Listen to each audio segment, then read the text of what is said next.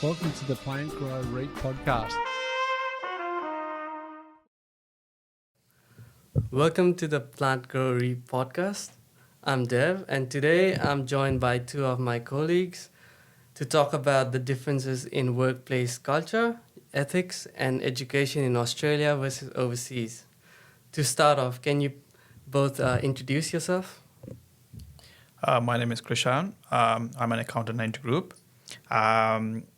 I never worked overseas before, but actually I have really good information and also well connected with the people who work overseas in Sri Lanka.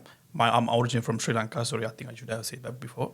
And I have really good knowledge about how things happening in Sri Lanka, the work culture, education, ethics, and obviously my first work experience. I only work in Australia. I have really good, more than 5 to 6 years experience in working in Australia.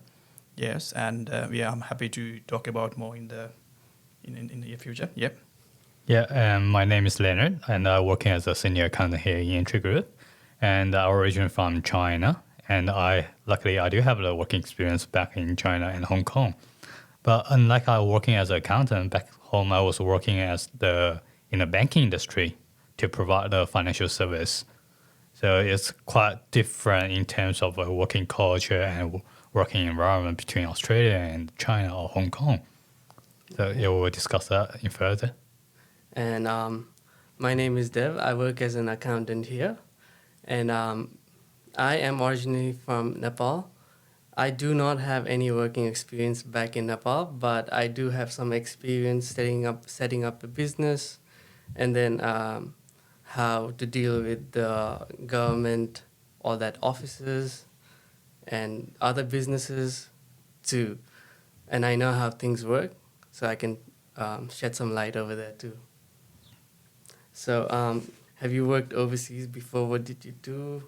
I reckon I can go with this one. So as I mentioned, I'm working in both Hong Kong and mainland China. But even though it's two different places, but the working culture and the working environment is pretty similar to each other. So pretty Asian, like East Asian style. Mm-hmm. And I mean I would say the difference between China and here in Australia is it's more like work-life balance. Back in China, it's kind of feeling that as a person, you put all yourself into the work, and you barely get your time for the family or for your friends, your families, or even for your kids. Because I always got questioned, especially when I just returned back to Australia, I always got questioned why are you thinking to come back to Australia? I'll say if you can imagine if you yourself working from 9 a.m. to 9 p.m. 6 days a week, then you probably will make your decision to get some of your life back, to come back to Australia. Yeah. How's it in Sri Lanka? Yes. As I mentioned before, I don't have a working experience in Sri Lanka, but I responsibly saw some information from my friends yesterday. So just for this podcast. Yeah. Back in the day, actually, in terms of the technology they use in the workplaces, actually, they're not far behind from Australia. Pretty much, they have really good technology and good updated software, good system and everything. But in terms of the efficiency, even with this latest technology, there's a big difference in the government sector. But private sector is really good. They actually, because they're profit-driven organization, the government sector actually has very poor productivity, but they're working hard to improve that one. And other thing is, I found out this training. Most of the time back in the day, when you go to the work at Sri Lanka, you get the proper training. The training actually only the work-related training. But I know this is not uncommon thing in Australia. But now I heard they're actually having personal building training, building out work culture and stress management. They outsource different counselors to train their staff inside of the organization. So which is really good. Back in the day, I think Few organization was doing those training, but now actually getting like next step of doing that. So which is a good progress for them. And other interest point is culture diversity. You know, many overseas, if you go to Sri Lanka, if you go to the organization, the majority of employees are locals, right? Let's say like 95%. Yeah. But here it's totally different. You can see the more cultural diversity, which is good for any organization. It increases the innovation. Like it helps you to build up the organizations really more different opinion, and because I believe like back in Sri Lanka, it's pretty much they have the same kind of opinion because everyone actually grew up in the same society, same cultural background, pretty much they have the same kind of mindset. Yeah. So which is not that great for the organization, especially when in terms of the innovation, and also if the company challenge or they need to find a solution, for example, like how to compete with the competitors, something like that. If the people have different opinion regarding how to face challenges, I believe that you should have really good, strong culture diversity in the working place. But in Australia, it's one of the best assets in Australian organizations have. They have more people from the different backgrounds, which is good for the organization. So I think these are the three main differences I found out when comparing the overseas workplaces and with the Australian workplaces. Yeah. Nepal, like you said, how in China people work a lot. Nepal, I always call my mom and she works. My sister works over there, and I always ask them, "What are you doing today?" They're always out. They never at work. I'm like, the productivity is very low in Nepal compared to what I see in Australia. Everyone is just driven, works. They come to work in time, 9 o'clock. In Nepal, it's different. We have a lot of holidays. We do have a 6-day work week, like how it is Monday here. We have Sunday over there. Saturday is the only day that's a day off. We have 6 days work days, but still the productivity is very low because there's so much public holidays. Everyone is just out, functions everywhere. Yeah, it's very different in that aspect over there. And I think that's why my sister was working in NAB over here, and she left Australia. And she's like, nah, can't do it. Yeah, that's quite challenging, like especially if you have that experience and when you return back to makes life so challenging. The other fact is, that most of the people coming to Australia are expecting the good living condition, but work culture is one of the key factors inside of that good living conditions. I believe like you can have good work-life balances, good education system in Sri Lanka, back in Sri Lanka as well. But in terms of the opportunities, job opportunities, and other like economical side and everything, I believe like there's a significant difference in Australia than the Sri Lanka. So that's the one of the main reasons that people actually migrating from Sri Lanka to Australia. And I rarely heard people actually going back to Sri Lanka from Australia, but I know a few people, but that they have their own reasonable reason with that. So I'm not against with that. Yes, unless you have like a really good reason, you need to, And also other thing is, I believe every country has their own system. So we need to respect the system. But you need to think about how to improve your organization, how to improve your education system, legal system, political system, rather than thinking about from your personal perspective. Yes. Actually, I just come up with one funny comparison. Like when working in China, there's one time that I had really bad cold, and I had the fever, and I called my manager, said I need to get a day off. Like I can't really work, and she go back to me like she said, you have the fever, but all right, you can get the dripping, and you can have your medicine, but it's not harming that you come back to work. Like your arm is not broken, your leg is not broken. You can still work. I was like, but like I'm really bad with that. I'm really tired and but the other comparison is like when I remember Andrea make the post like in the team said if you're not feeling well, you shouldn't expect to work. And I feel that's really different between China and Australia in terms of working culture. That if you're like in Australia, if you're unwell, then you should take rest. You should like come back to work when you are 100%. But in China, it's kind of like if you're not 100%, but you can still work, then you need to work. So that's really give me lots of shock on in between of it. And in terms of opportunities, like why do you think people come here and from overseas and work here in Australia? Like not only in accounting, just everywhere industry.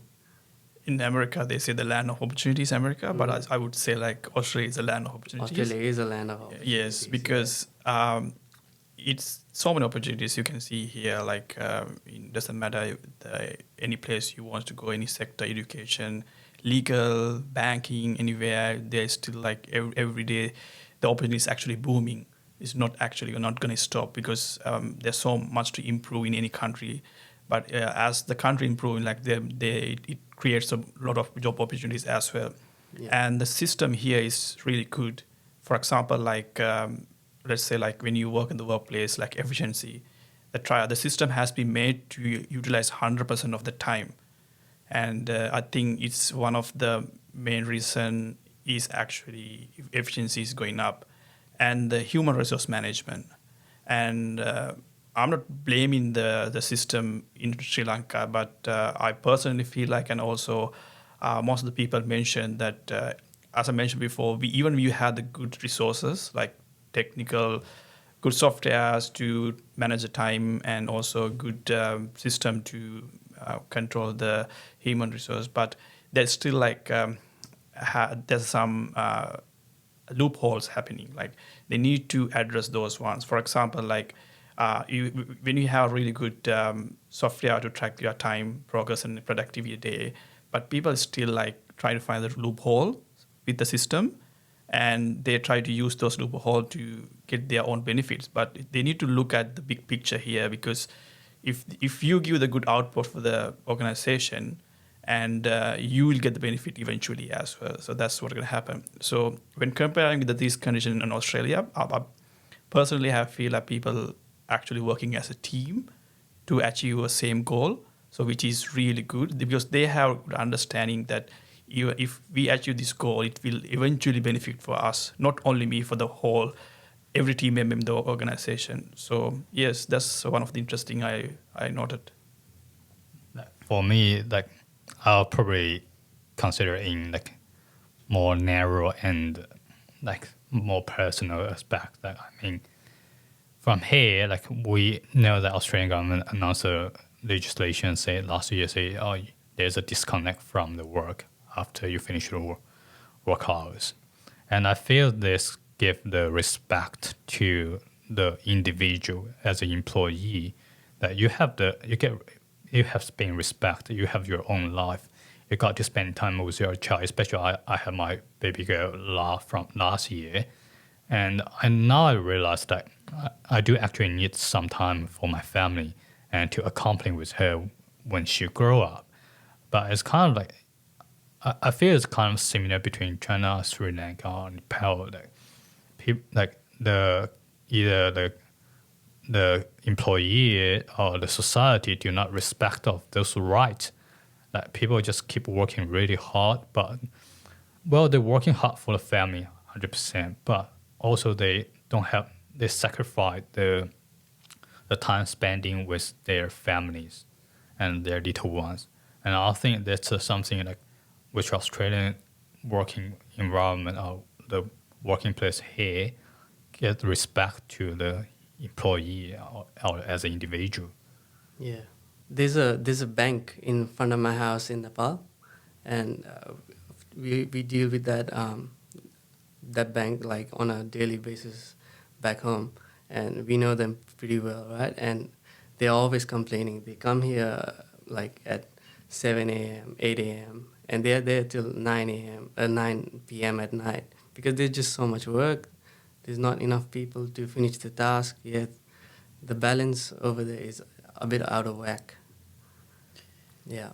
Yeah, because when last Christmas when I returned back to China, I have some chat with my friends and who still working in China, and like similar like the bank in front of your home is like my friends, they worked from probably go to like leave the home at 7:30 or even 7, and come back home at 8 or 9. So before they left the home, the kids still asleep, and when they get home, the kids are still asleep.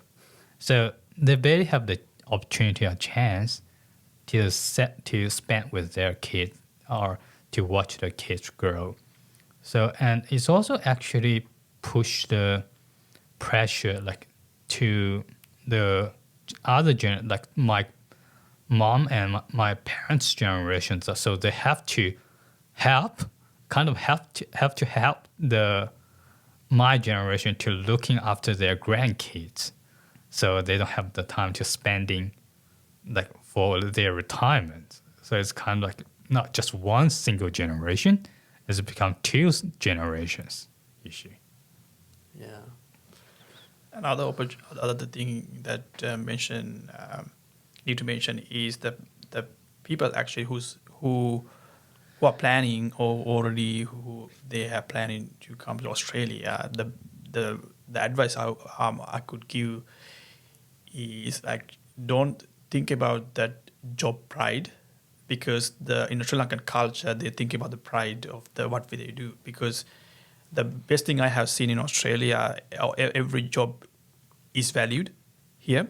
So everyone has a opportunity, and also everyone need to have some kind of talent to do any kind of job.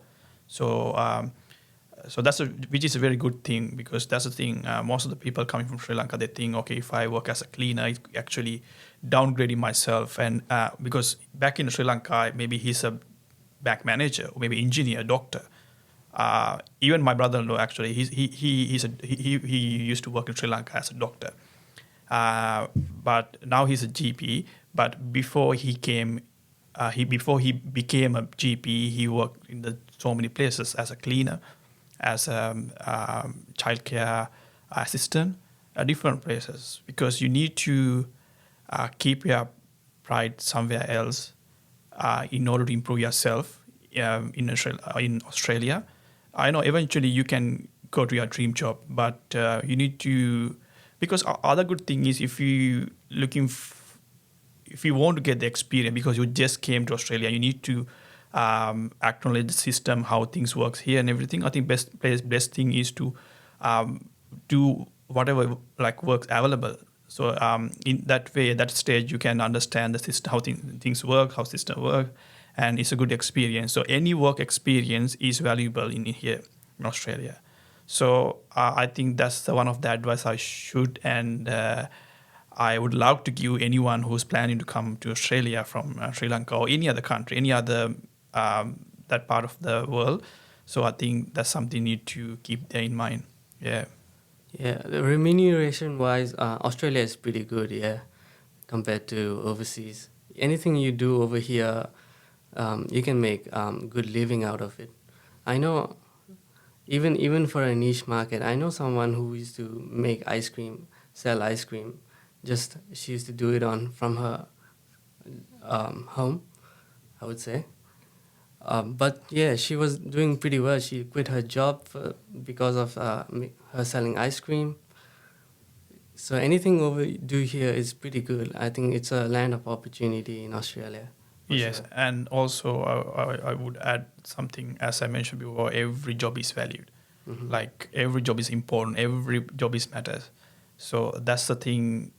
That's a really good thing I have seen in Australia. Back in Sri Lanka, I'm not blaming the system, I'm not blaming the culture or something like that, but I believe, like, for example, like there's a big difference in the doctor and let's say carpenter.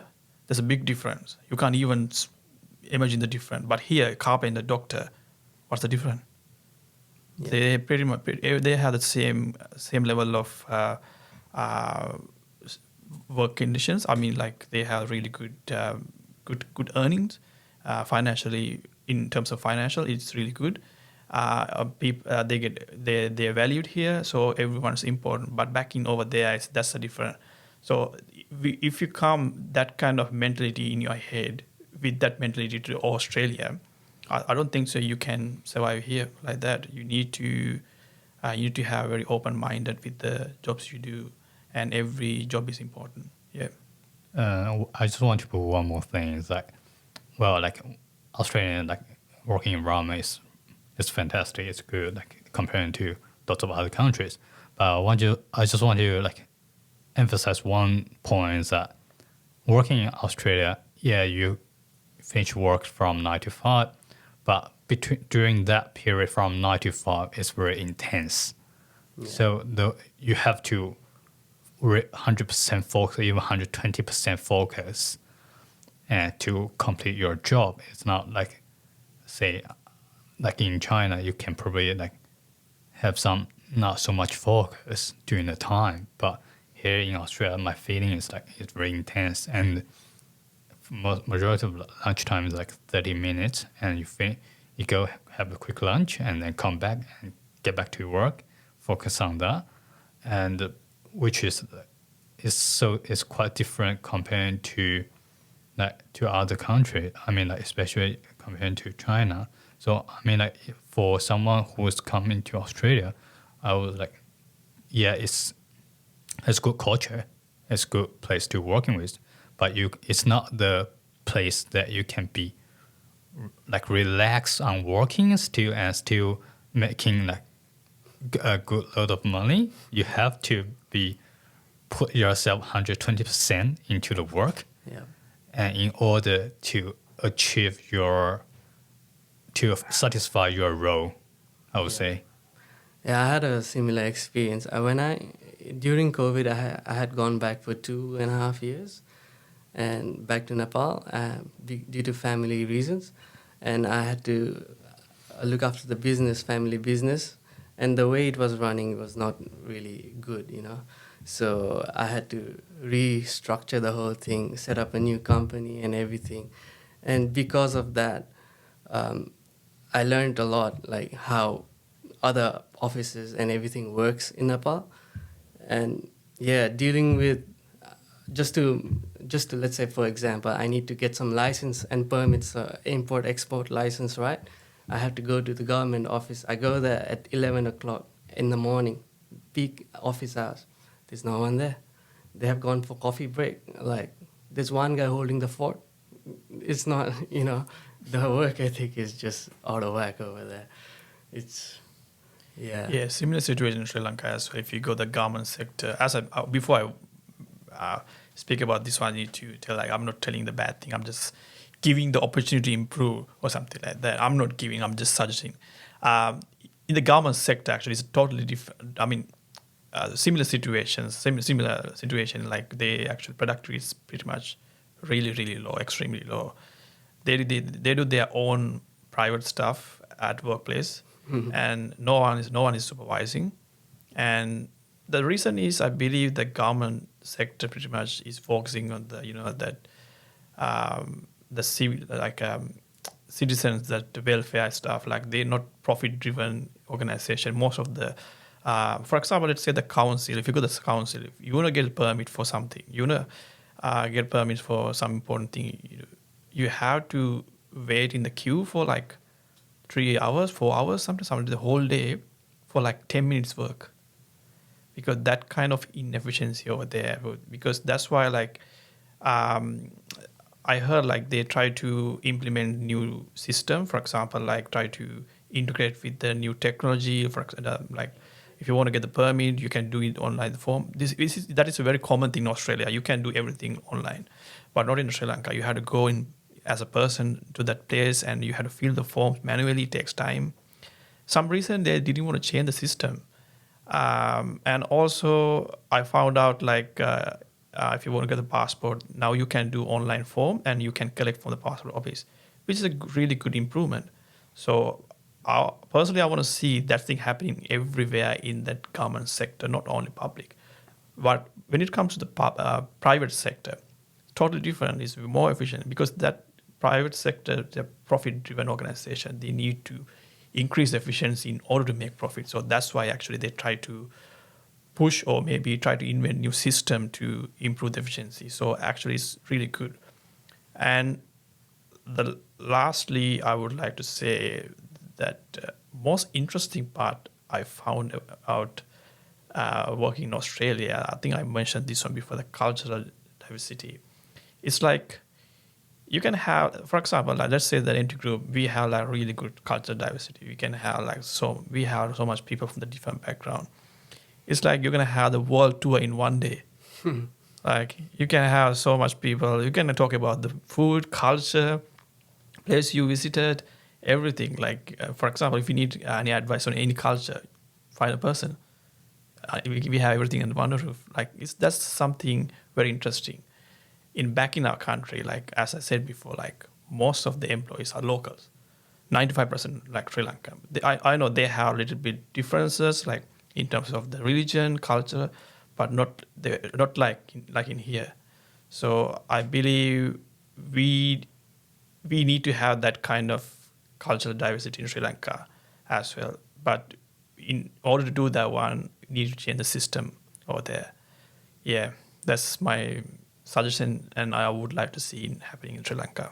Yeah. I'm just sort of curious, like, as us three of come from different culture background and different countries. I mean, for myself, I find myself sometimes challenging to adapting to working in Australia, to adapting Australian culture, like working culture. So, say like example, like in China, like in the lunchtime, so we have here, as I mentioned, like we have 30 minutes lunch, quick lunch, then go back to work.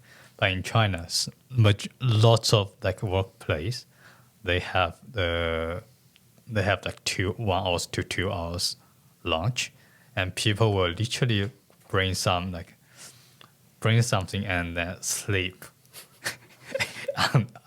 Sleep in the companies. So which like, cause literally like they say that they can't work properly if they do not have the nap in between, and which like for me, I'm lucky enough because I never get adapt to have the nap habit even I work back in China. But it's kind of like shocking that when I first joined Australian workforce, and I saw people have the sandwich or have the cucumber or carrots and then get back to work. I was a big shock, and I was kind of trying to, cause for me I have a big lunch, so every time I need another big coffee to wake me up after lunch. So I'm just out of curious, like for you two, is there any challenging to adapting Australian working culture?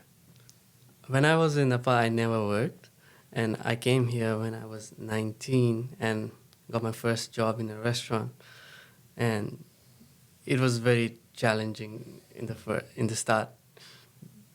Just the work ethics, even in a restaurant, you have to work hard. You have to be on time. If they say come at 5 o'clock, then you got to be there at 5 o'clock, not like 5:30. So punctuality, I had to improve on, because it's part of the culture, just because of the traffic over there. Me, myself, personally, I never had a problem with punctuality, but I still had to improve in that aspect. And what are the challenges? So you're pretty comfortable to working out as your first job. Yeah. What about you, Krishan? Yeah, my first job was working at a factory. Actually, it's a painting factory. It was very challenging as well. My first job started at the 2 o'clock in the morning, and after that I had to go my uni as well. It was really challenging because before that, as I mentioned before, I never had a work experience from Sri Lanka. That was my first work experience. So I had to change my whole life to adjust that work, actually. Waking up like 12 o'clock in the morning, 1 o'clock in the morning, and starting work at 2 o'clock in the morning. it was something actually I wasn't expecting before I came from Australia here. But I adjusted myself really well. I took that one as a really good work experience, a good life experience as well. As you mentioned before, like I had to be punctual with my time, but I'm really good at the timing as well, so it wasn't a big challenge for me. And other thing is the other challenge I found out is study while you're working.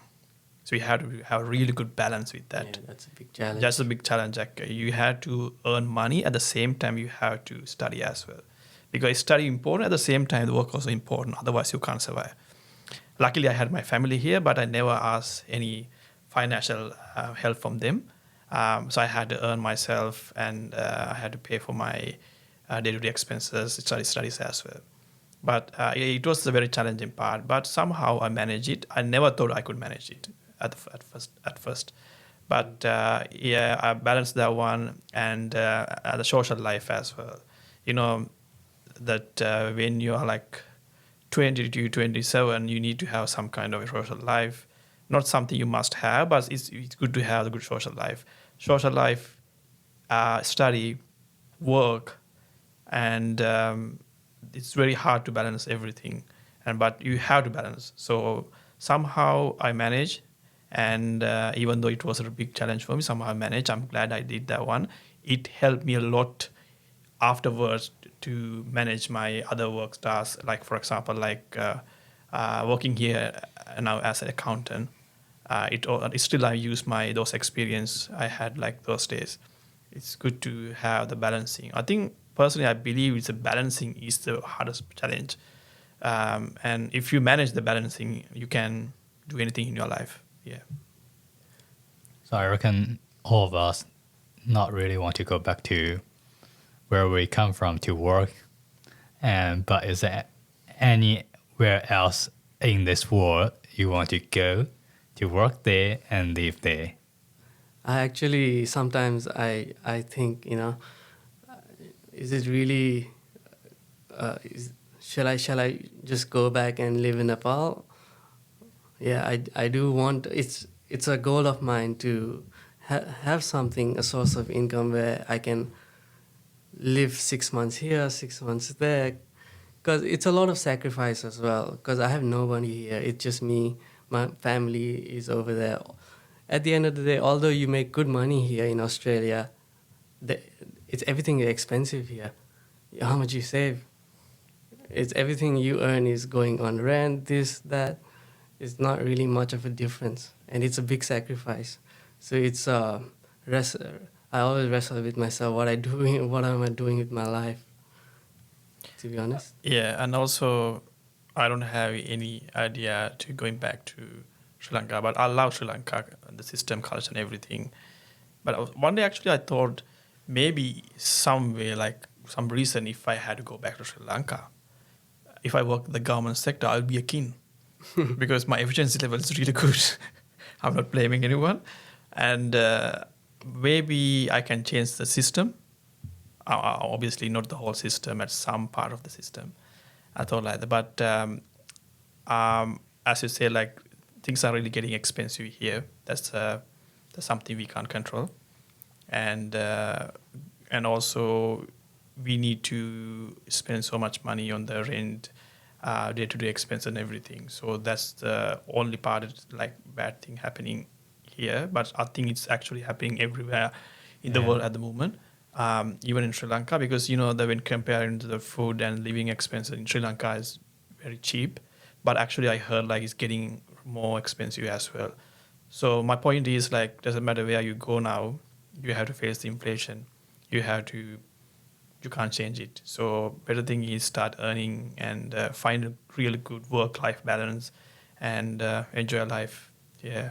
I actually want to like go to UK, like to work and live there for a couple of years. I mean, like working in UK and then during the holiday, you get opportunity to visit the whole Europe. Other than here, we in Australia, we have to fly like long journeys till there, and probably only have like a month or two to spend in there, and not really get deep dive into like what the European culture looks like. So actually, if I got an opportunity, I really want to like working in the UK or Europe for a couple of years. That'd be amazing. That's good, actually. That's good to some kind of different experience. I wouldn't mind, honestly. Just want to like work like 6 months or something like that. Just you can get to know the culture, working conditions, and everything. So I think that would be a really good experience. Yeah, I wouldn't mind, honestly. Okay. Any piece of advice you would want to give for the newcomers here in Australia? I think I already asked that question early on. But yeah, if I summarize my answer again, I would like to say like keep your pride aside and get experience from any work you find first, and don't think about that anyone will judge you by what you are doing in here. The system is totally different than the Sri Lanka, so just try to get more experience on any work, try to earn some money, get experience, and also then you can eventually find your dream job. So don't make any rush mistakes, and try to be more open-minded. And this Australia is, as I mentioned before, land of opportunities. It's hard to not to find a job here. You can find good jobs here. Yeah. My suggestion is like just don't eat too much carb during your lunch, and and also just be 120% focused while you're working, and probably for like Asian culture people is come to Australia that we need to be more proactive. Be more proactive in terms of like responsibility, proactive in terms of like events in the community or even in the company itself. So we need to be more proactive in being more extrovert in terms of introvert. Because I know like majority of all the people from my culture, like our culture is very introvert culture, but it's not really working well here in Australia because you have to show yourself. You have to be more proactive to step up, not like just standing there and wait someone to come to you. You need to stand up and come to the people if you need anything. Yeah, I agree with what you said. We have a lot of people from Asia. I mean, our cultural background as well.